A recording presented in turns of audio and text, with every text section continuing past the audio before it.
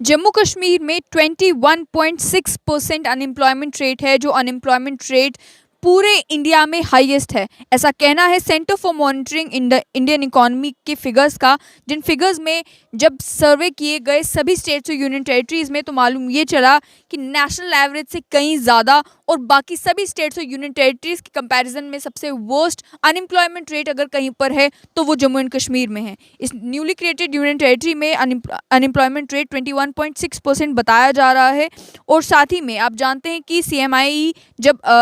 जब सर्वे करती है तो कंज्यूमर पिरामिड हाउस होल्ड सर्वे मशीनरी का इस्तेमाल करती है, और उन्होंने अब उनके जो नया डेटा सामने आया है उसमें ये बताया गया है कि अनएम्प्लॉयमेंट रेट जो है इंडिया में जो नेशनल एवरेज है वो 6.9% है, यानी कि जो जम्मू कश्मीर में अनएम्प्लॉयमेंट रेट है वो नेशनल एवरेज से कहीं ज़्यादा है। उसके अलावा अगर बाकी स्टेट्स और यूनियन टेरिटरीज की भी बात की जाए तो वहाँ पर भी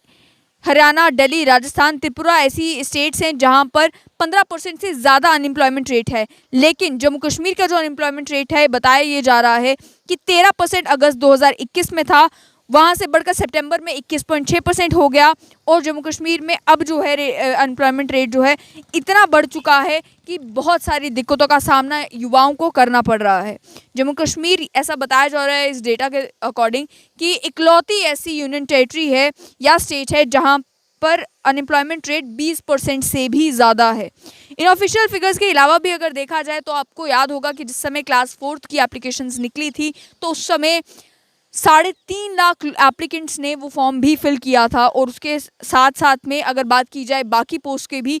जो पोस्ट उन लोगों के लिए थी जो 10th पास है, 12th पास है, ग्रेजुएट जिनके लिए भी मिनिमम एलिजिबिलिटी रखी गई थी, उन पोस्ट के लिए भी लाखों की तादाद में जम्मू कश्मीर में युवाओं ने अप्लाई किया। लेकिन यहाँ पर जब ministry of statistics and programme implementation ने अनएम्प्लॉयमेंट रेट बताया था तो उस समय बताया गया था कि अक्टूबर से दिसंबर 2020 की जो फिगर्स उनके पास थी वो भी 17.8% थी, जो नेशनल एवरेज से 10% ज़्यादा थी। नेशनल एवरेज 7.11% बताया जा रहा था। वहीं अगर बात की जाए जम्मू कश्मीर के लेफ्टिनेंट गवर्नर की,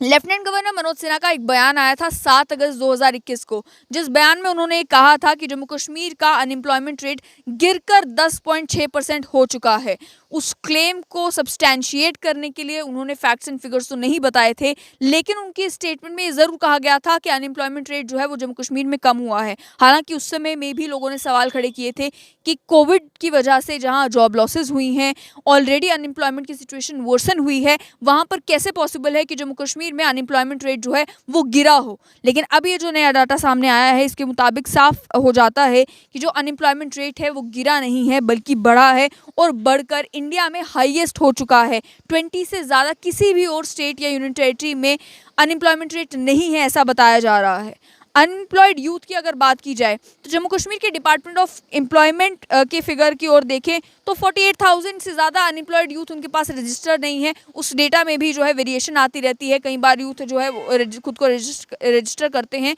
लेकिन इसमें भी दिक्कत ये है कि बहुत सारे युवा जो अनएम्प्लॉयड है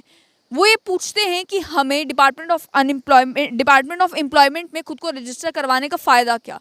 या तो कोई स्कीम हमारे लिए हो, या कोई बेनिफिट हमें हो, या नौकरियों निकलने पर हमें कोई नोटिफाई किया जाए तो हम खुद को जाकर रजिस्टर करें और हमें समझ में आए कि इसका कोई फ़ायदा हमें है। अगर केवल डेटा कलेक्शन ही मकसद है तो हमें क्या फ़ायदा कि हम खुद को रजिस्टर करवाएं। ये भी एक कारण है कि जो figures Jammu Kashmir department of employment के पास है वो फिगर्स एक्यूरेट नहीं होते, क्योंकि वॉलंटरी रजिस्ट्रेशन है। इसमें वॉलंटरीली आप खुद को जाकर बता सकते हैं कि हम अनएम्प्लॉयड यूथ हैं, और वो ऑप्शन जो है वो बहुत कम युवा हैं जो अपनाते हैं, तभी ये नंबर जो है यहाँ पर कम है।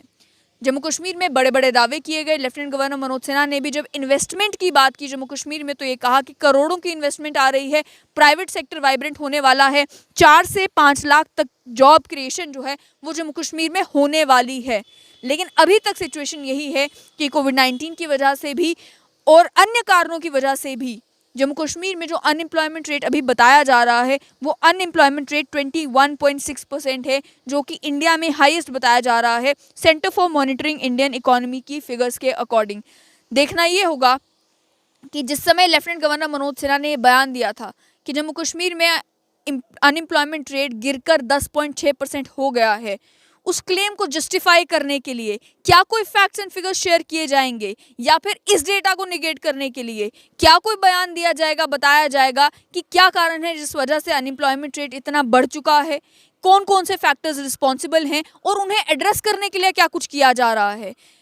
बात बोला ये जाता है कि क्लास 4 की 8,000 पोस्ट निकाली गई, पंचायत अकाउंट असिस्टेंट की पोस्ट निकाली गई है, उसके अलावा भी जो रिक्रूटमेंट के प्रोसेसेस रुके हुए थे उन्हें दोबारा से रिस्टार्ट किया गया है। इसके साथ साथ में सब इंस्पेक्टर की पोस्ट एडवर्टाइज़ की गई और बहुत सारी वो पोस्टें जो सालों से एडवर्टाइज़ नहीं की गई थी उन पोस्ट को भी एडवर्टाइज़ किया जा रहा है और गवर्नमेंट मुलाजमत के ये सारे ऑप्शन जो हैं वो खोले जा रहे हैं युवाओं के लिए। लेकिन वही युवा ये भी पूछते हैं कि प्राइवेट सेक्टर जिसके बारे में बड़े बड़े क्लेम्स किए गए थे, वो प्राइवेट सेक्टर आखिर है कहाँ पर, वो प्राइवेट सेक्टर कब तक यहाँ पर इतना वाइब्रेंट हो जाएगा कि हमें नौकरी ढूंढने के लिए सिर्फ गवर्नमेंट सेक्टर की ओर ही देखना ना पड़ेगा। और साथ ही में फिर बात आती है एंटरप्रेन्योरशिप की। एंटरप्रेन्योरशिप को लेकर भी कई सारी स्कीम्स चलाई जा रही हैं, मिशन यूथ के तहत अगर देखा जाए, या फिर मुद्रा योजना जो है, और कई सारी गवर्नमेंट की स्कीम्स चल रही हैं ताकि जो यंग एंटरप्रेन्योर्स हैं उन्हें मोटिवेट किया जाए कि वो अपना बिजनेस शुरू करें। और वो जब अपना बिजनेस शुरू करेंगे तो उससे भी एम्प्लॉयमेंट जनरेट होगी। वो इस तरीके से